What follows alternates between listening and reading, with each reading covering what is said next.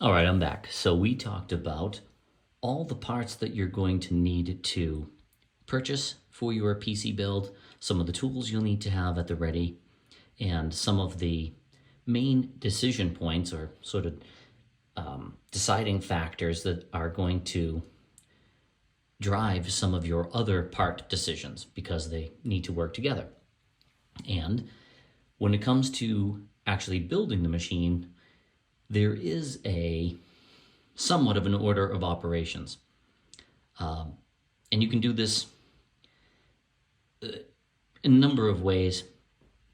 Some people, I think, prefer to work on the motherboard outside of the case initially and then place it inside.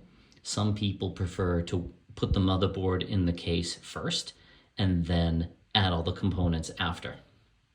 Where I don't have a nice mat or surface to work on, I'm going to mount the motherboard inside the case first and then add the components.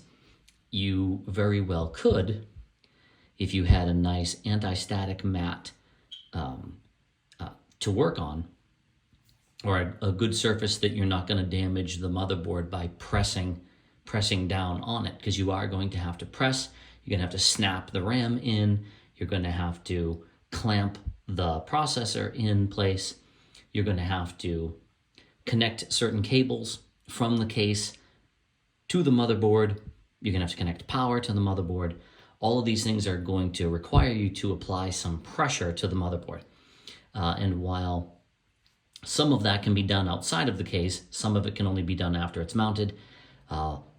You'll want to make sure the motherboard isn't going to get damaged when you're putting this kind of pressure on it. So I would not recommend just kind of laying it on the table and going for it. I'm going to mount the motherboard first inside the case and then add all the parts after.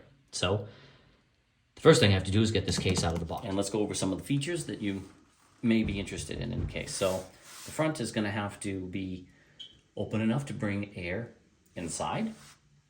You're always going to want your air to be going front to back. This happens to have an exhaust fan already installed. You're also going to want to be able to get air out of the top of the case. And you'll see this has a nice magnetic screen right on it for dust filter. That's just a little magnet here, so the dust gets stuck to this. If you were, for example, in my other machine, I have water cooling. If you were you can put some fans here, or you can put your water cooling radiator and either push the air through the radiator and out. That's what I chose to do, or you could put the fans and the radiator under and try to pull the air through. I'm actually pushing across the heatsink. I think that works a little better, but opinions vary there. This has some top-mounted USB. I think my motherboard would have supported a USB-C at the top, but this doesn't have a port for that, so that's a bit of a bummer. If I'm using USB-C, I'll have to do it at the back of the motherboard. So let's put this back on. This is nice. This is very fine, and it's magnetic, which is pretty cool. Let's see here. So another feature, obviously the glass. Everybody likes to see their parts. And then the back here, you've got pre-installed fan, and I believe that's 120 millimeter, of course, opening for all your ports, expansion cards, bottom mounted power supply. This also has a bottom mounted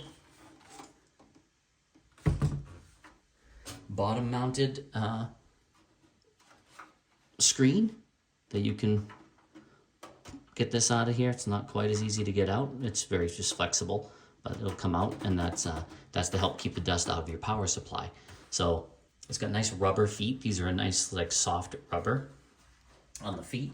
For the money, I think very high quality case. I'm pretty impressed. Another nice feature that drew me to this case is it has these nice rubber grommets here for routing your cables and helps with cable management. So you can see those are nice and soft. So you'll see all these port cables are already kind of nicely neatened up here. which is a nice benefit. Comes with a board pre-installed for managing all the lights, and all the interior lights are already connected up to it, which is pretty cool.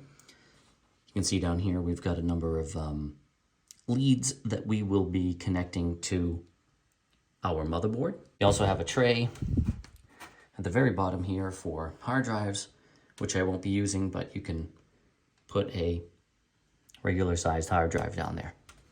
This is a real nice quality case. All these rivets are nice and clean. It seems sturdy, well built.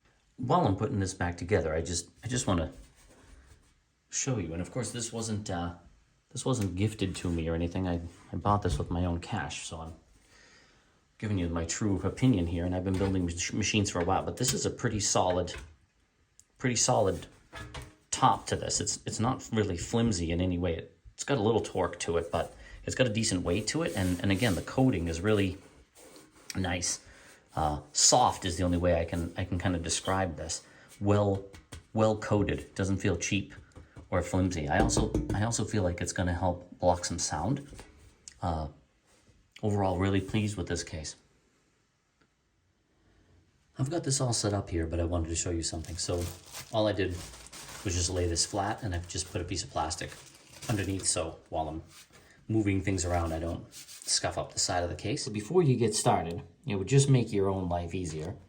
Install, and these already are. Now sometimes they are not. See these little standoffs? What these will do is your motherboard is going to sit on top of this, and then you're going to screw it in, kind of sandwich it in place. These have to be in all the proper locations. Obviously, there'll be a hole in your motherboard. And of course, it's very important to put all of those in place so that they properly support the motherboard in the right locations, so that when you're pushing your RAM chips in over here, seating your CPU, maybe taking cards in and out, you're going to want support in the right places. You don't want to have the motherboard flex or bend in a weird way. It might unseat one of the chips, or any number of terrible things can happen. The pre-installed ones all seem to be in the right location, with the exception of this wanting 1, 2, 3 down the edge here. I'm going to make sure I get standoffs there as well, and then this will be in a much better spot.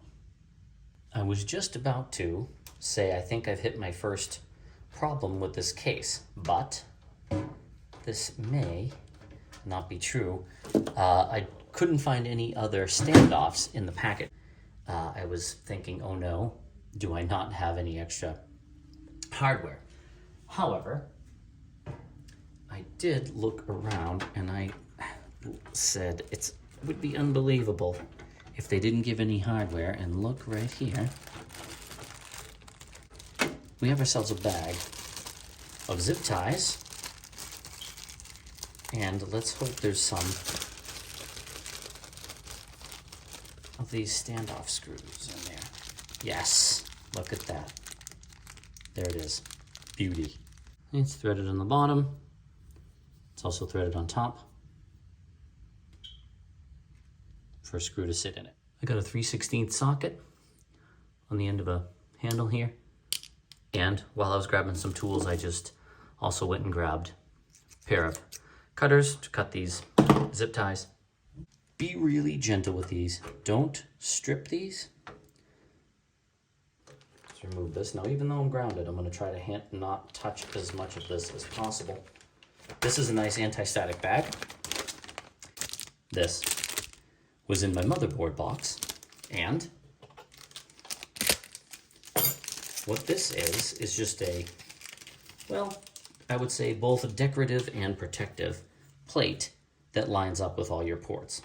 So this just pops in with tension from the inside out, and then you'll have to line all of your, I always find these tabs to fight me, so I kind of, just going to push that out of the way a little bit, and I'll push it back down after. But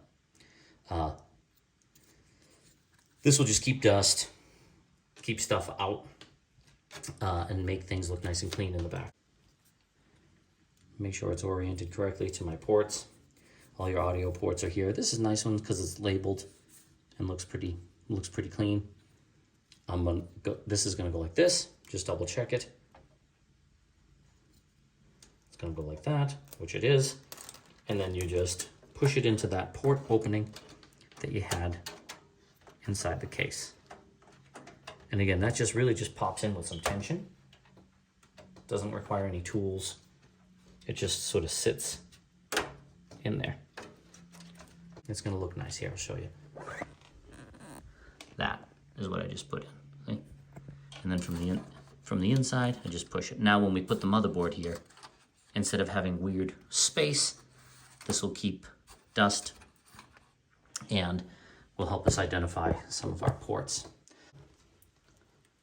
There it is, look at that. I can see everything's lining up. I guess I should do a little bit of an unboxing on the motherboard itself. So it clearly came with the motherboard. It came with that nice plate. It came with some M2 screws for the, a little set screw and screw for storage. SSD came with 3 of those, it looks like, which is cool. That's great because the case did not come with those. Came with some serial ATA cables, which I will not need, but if you were using serial ATA drives, you would use that. Some other documentation. I don't know what this is. It's probably manuals and things on CD or DVD. And then these are antenna for the Wi-Fi stuff. The other interesting thing is, in your hardware kit, there are 2 different types of screws. So those are not the same screws.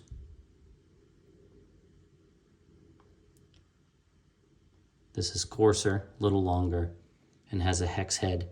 This is usually for connecting things to the case. These finer ones are used for screwing the motherboard in. So all I'm gonna do is make sure I have the right screws. These are a little shorter, flatter, like we talked about. And this is tricky, but I've got my strap on so I don't shock anything. Now I'm just gonna, under a little bit of tension, get that screw started.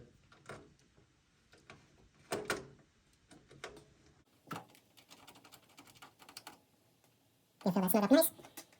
Make sure you're using all the... Let's get in here and take a look. You're saying, why didn't we put anything in these locations, for example? These holes are to support our big heat sink.